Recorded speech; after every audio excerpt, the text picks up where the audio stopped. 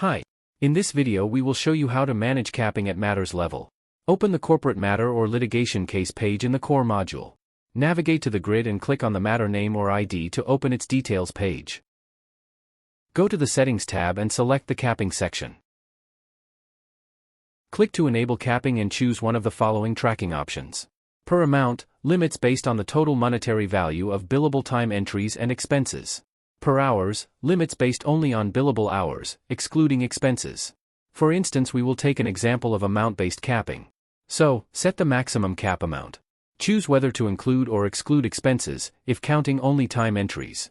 Define the cap frequency such as monthly, quarterly, or annually. The cap will automatically reset and renew based on the specified frequency. Decide whether to allow exceeding the cap. If you disable the Allow Exceed cap, users will be restricted from adding any additional billable time entries or expenses once the cap limit is reached. You can also set up the notifications. Enable notifications to alert stakeholders when a specific threshold is reached. By default, an email is sent when 100% of the cap is reached, for both amount and hours.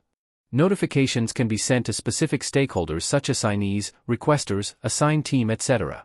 You can also customize notifications by selecting different threshold percentages, for example, send an alert when 50% of the cap is reached.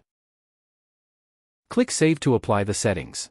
Whenever you log billable time entries or expenses, the system will automatically reflect the corresponding amounts under the Capping tab and deduct them from the total cap limit. You can easily monitor the capped amount, remaining balance, and total spent time and expenses through the financial widgets available on each matter page. Additionally, based on the configured notification settings, stakeholders will receive automated email alerts when the cap thresholds are exceeded, such as at 50%, 100%, and other defined limits.